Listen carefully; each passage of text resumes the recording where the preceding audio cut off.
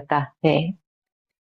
इस समय दुनिया वाले कितना भी अपने को सत्यवान समझें, लेकिन स्व स्वरूप की सत्यता ही नहीं जानते। बाप के सत्य परिचय को ही नहीं जानते, तो संपूर्ण सत्य स्वरूप नहीं कहेंगे। आप में भी सत्यता की शक्ति सदा तब रहेगी जब अपने और बाप के सत्य स्वरूप की स्मृति रहेगी, तो स्वतः ही हर संकल्प भी आपका सत्य होगा। तो सत्य क्या है, अब हमें समझ मिल गई है, लेकिन संपूर्ण सत्यता क्या होगी जब हम उसके स्वरूप में होंगे। आप में भी सत्यता की शक्ति तब रहेगी जब अपने और बाप के सत्य स्वरूप की स्मृति रहेगी, तो स्वतः ही हर संकल्प भी आपका सत्य होगा।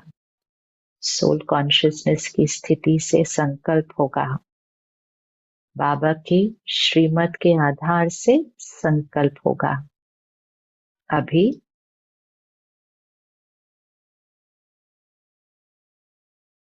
करते हैं और बाप दादा सत्य की निशानी एक स्लोगन में कहते हैं। साकार द्वारा भी सुना था, जो सच्चा होगा वो कैसा दिखाई देगा? सच तो नच, सच तो नच, सदा खुशी में नाचता रहेगा, कोई भी बात से डिस्टर्ब नहीं होगा।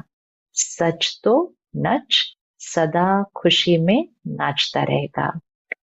जब जिद करके सिद्ध करते, तो आप अपना या दूसरे का चेहरा नोट करेंगे, तो वो खुशी का नहीं होगा, थोड़ा सोचने का और थोड़ा उदासी का होगा, नाचने का नहीं होगा। सच तो बीठो नच, सच्चा खुशी में नाचता है। सच बोलने वाला नहीं, सिर्फ सत्य स्वरूप में टिकने वाला। जो सोल कॉन्शियस है वो सदा खुशी में नाचता है। तो खुशी में जीवन के दिन या रात बहुत अच्छी लगती है, अंडरलाइन है। खुशी में जीवन के दिन या रात बहुत अच्छी लगती है, मतलब परिस्थितियों में दिन चल रहा हो या रात मेरे अनुसार हो या न हो, या बहुत ही अंधकार हो, तो खुशी में जो है उसको दिन या रात बहुत अच्छा लगता है। और थोड़ा भी सत्य में असत्य मिक्स है, तो उस समय की जीवन इतनी अच्छी नहीं लगेगी।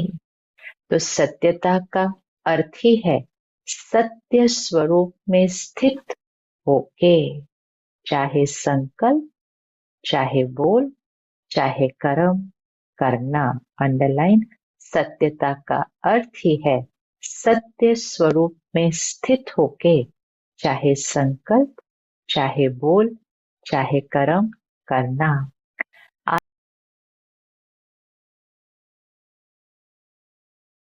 महारथी हैं जो परिस्थिति को देखकर सत्यता से जरा भी किनारा कर लेते, कहते हैं और कुछ नहीं किया, एक दो शब्द ऐसे बोल दिए, दिल से नहीं बोले, ऐसे बाहर से थोड़ा बोल दिए, तो ये संपूर्ण सत्यता नहीं है। जो परिस्थिति को देखकर सत्यता से जरा भी किनारा कर लेते, कहते हैं और कुछ नहीं किया, एक दो शब्द ऐसे बोल दिए, दिल से नहीं बोले, ऐसे बाहर से थोड़ा बोल दिए, तो वो संपूर्ण सत्य नहीं है। सत्यता के पीछे अगर सहन भी करना पड़ता, तो वो सहन नहीं है, भल बाहर से लगता है कि हम सहन कर रहे हैं, लेकिन आपके खाते में वो सहन शक्ति के रूप में जमा होता है। सत्यता के पीछे सहन भी करना पड़ता है, तो वो सहन नहीं है। हमने कहा ना, चुप करना पड़ता है, झुकना पड़ता है, सहन करना पड़ता है, लेकिन सत्यता के पीछे कर रहे हैं तो आत्मा की शक्ति तो बढ़ती जा रही है। भगवान की श्रीमत पर चल रहे हैं, आत्मा की शक्ति तो बढ़ती जा रही है। तो बाबा ने कहा वो आपके खाते में सहन शक्ति के रूप में जमा होता है। नहीं तो क्या होता है, अगर कोई थोड़ा सा भी सहन करने में कमजोर हो जाता है तो उसे असत्य का सहारा जरूर लेना पड़ता है। सत्य क्या है? मैं आत्मा हूं। और दूसरा सत्य क्या है? निराकार परमपिता परमात्मा इस समय सृष्टि पर अवतरित होकर मुझे ज्ञान, श्रीमत, शक्ति दे रहे हैं। और तीसरा सत्य क्या है? मैं आत्मा, सतयुगी देव आत्मा, संगम युग मेरा सबसे श्रेष्ठ पाठ है और अब मैं आत्मा पुनः सतयुगी देव आत्मा बन रही हूं। इस सब में संपूर्ण निश्चय और इसका स्वरूप बनकर हर संकल्प, बोल और कर्म करना। तो बाबा कहते हैं अगर थोड़ा सा भी सहन करने में कमजोर होता है तो उसे असत्य का सहारा जरूर लेना पड़ता है। फिर देहभान के वश कोई संस्कार, श्रीमत की जगह मनमत, परमत, अपने आदि मध्य अंत के पाठ को न देखकर अभी के बारे में सिर्फ सोचना, तो तीनों सत्यों को क्या कर दिया? उसमें मिलावट कर दी। तो बाबा कहते तो उस समय ऐसे लगता है जैसे सहारा मिल गया। भगवान को छोड़कर मनुष्य आत्मा का सहारा लेना, भगवान की श्रीमत पर न चलकर किसी की मनमत पर चलना, आंतरिक शक्ति और खुशी का पुरुषार्थ न करके इस समय के नाम, मान, शान, रोल, पोजीशन, इसके पीछे भागना, तो ये सहारा लगता है ना हमें कलयुग में कि हाँ हमें ये मिला। तो बाबा ने कहा उस समय ऐसा लगता है जैसे सहारा मिल गया, ठीक हो गया, लेकिन उसके खाते में सहन शक्ति जमा नहीं होती है। तो बाहर से ऐसे समझेंगे कि हम बहुत अच्छे चलते हैं, हमको चलने की चतुराई आ गई है, लेकिन अगर अपना खाता देखेंगे तो जमा का खाता बहुत कम होगा। इसलिए चतुराई से नहीं चलो। एक दो को देखकर भी कॉपी करते हैं, ये ऐसे चलती है ना, तो इसका नाम बहुत अच्छा हो गया है, ये बहुत आगे हो गई है। और हम सच्चे चलते हैं ना तो पीछे के पीछे ही रह गए। ये सबसे बड़ी माया, ये सबसे बड़ी माया है। तो बाबा ने कहा एक दो को देखकर कॉपी करते हैं, क्या सोचकर ये ऐसे चलती है तो इसका नाम बहुत अच्छा हो गया है, ये बहुत आगे हो गई है। और हम सच्चे चलते हैं ना तो पीछे के पीछे रह गए। लेकिन वो पीछे रहना नहीं है, वो आगे बढ़ना है। संगम युग पर क्लैरिटी, इसमें कभी कोई ढीलापन नहीं। संगम युग अर्थात आगे किसमें जाना है? सेवा में आगे नहीं, सेवा में आगे, नाम मान शान में आगे नहीं। संगम युग सिर्फ एक ही चीज है, आत्मिक स्थिति में आगे। तो बाबा ने कहा वो पीछे रहना नहीं है, वो आगे बढ़ना है। बाप के आगे आगे बढ़ते हो और दूसरों के आगे चाहे पीछे दिखाई भी दो, लेकिन काम किससे है? बाप से या आत्माओं से। बाप के आगे आगे बढ़ते हो, तो भगवान के सामने तो हम आगे बढ़े हैं, भले दूसरों के सामने हम पीछे दिखाई देते हैं। तो बाबा पूछता है काम किससे है, बाप से या आत्माओं से? तो सबने कहा बाप से। तो बाप के दिल में आगे बढ़ना अर्थात सारे कल्प की प्रारब्ध में आगे बढ़ना, डबल अंडरलाइन। बाप के दिल में आगे बढ़ना अर्थात सारे कल्प के प्रारब्ध में आगे बढ़ना। और अगर यहाँ आगे बढ़ने में आत्माओं को कॉपी करते हो तो उस समय के लिए आपका नाम होता है, शान मिलता है, भाषण करने वाली लिस्ट में आते हो, सेंटर संभालने की लिस्ट में आते हो, लेकिन सारे कल्प की प्रारब्ध नहीं बनते हैं। अंडरलाइन। इस समय आगे बढ़ने के लिए अगर आत्माओं को कॉपी करते हो तो उस समय के लिए आपका नाम, शान, भाषण करने की लिस्ट, सेंटर संभालना, अर्थात कोई भी चीज यहाँ बाहर जो हमें मिलती है वो तो मिल जाती है, लेकिन सारे कल्प की प्रारब्ध नहीं बनती है। जिसको बाप दादा कहते हैं मेहनत की, बीज डाला, वृक्ष बड़ा किया, फल भी निकला, लेकिन कच्चा फल खा गए। हमेशा के लिए प्रारब्ध का फल खत्म हो जाता है। तो अल्प काल के शान, मान, नाम के लिए कॉपी नहीं करो, डबल अंडरलाइन। अल्प काल के शान, मान, नाम के लिए कॉपी नहीं करो। यहाँ नाम नहीं है, लेकिन बाप के दिल में नंबर आगे नाम है। इसलिए डायमंड बनना है तो ये सभी चेकिंग करो। जरा भी रॉयल रूप का दाग डायमंड में छुपा हुआ तो नहीं है ना? तो सत्यता की शक्ति से दिव्यता को धारण करो। आज की श्रीमत, कॉपी नहीं करो। थोड़ा तो करना पड़ता है, कॉपी नहीं करो। सत्यता की शक्ति से दिव्यता को धारण करो। कुछ भी सहन करना पड़े, घबराओ नहीं। सत्य समय प्रमाण स्वयं सिद्ध होगा। अंडरलाइन।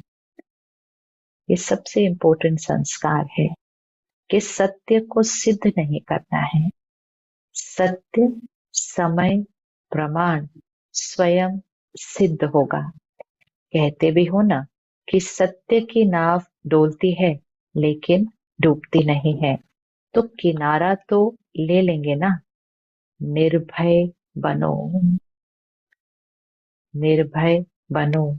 और अगर कहाँ भी सामना करना पड़ता है तो ब्रह्मा बाप के जीवन को आगे रखो। गुण बना दिया तो आप सबको क्या बनना है? चतुराई तो नहीं है ना? बहुत अच्छा बोलते हैं, मैंने कुछ नहीं किया, थोड़ा चतुराई से तो चलना ही पड़ता है। बाबा पूछते हैं लेकिन कब तक? तो सहन शक्ति धारण कर असत्य का सामना करो। सहन शक्ति धारण कर असत्य का सामना करो। प्रभाव में नहीं आ जाओ। या सिस्टर ब्रदर, तो साकार कर्म में ब्रह्मा बाप को आगे रखो, फॉलो करो, और अशरीरी बनने में निराकार बाप को फॉलो करो। सबने कहा नहीं। तो तीन बातें याद रखो, पवित्रता, सत्यता और दिव्यता। पवित्रता, सत्यता और दिव्यता। पवित्रता सत्यता की फाउंडेशन है और प्रैक्टिकल प्रूफ चेहरे और चलन में दिव्यता। ऐसे साधारण बोल नहीं, साधारण संकल्प नहीं, साधारण कर्म नहीं, दिव्यता, डिविनिटी, साधारणता नहीं। दिव्यता का अर्थ ही है दिव्य गुण द्वारा कर्म करना, संकल्प करना, वही दिव्यता है। जैसे लोग पूछते हैं ना कि पाप कर्म क्या होता है, तो आप कहते हो कोई भी विकार के वश कर्म करना ये पाप है, ऐसे समझाते हो ना। तो दिव्यता अर्थात दिव्य गुण के आधार पर मन, वचन और कर्म करना। तो सत्यता का महत्व जाना, अंडरलाइन करें। दिव्यता अर्थात दिव्य गुण के आधार पर मन, वचन और कर्म करना। तो सत्यता का महत्व जान करनी तो आती है ना। तो अभी सब एक सेकंड में सब भूल कर एकदम अशरीरी बन जाओ। अशरीरी अर्थात इस शरीर और शरीर की दुनिया का एक भी संकल्प नहीं आएगा। अशरीरी, मैं आत्मा बाबा के पास, बाबा के समीप, न्यारी, बाप की प्यारी, अर्थात इस दुनिया की कोई भी बात। अशरीरी, शरीर ही छूट गया, शरीर से न्यारे हो गए, तो शरीर की दुनिया का कोई संकल्प नहीं आए, उतनी स्थिति। तो अभी सब एक सेकंड में सब भूलकर एकदम अशरीरी बन जाओ। बात समझा।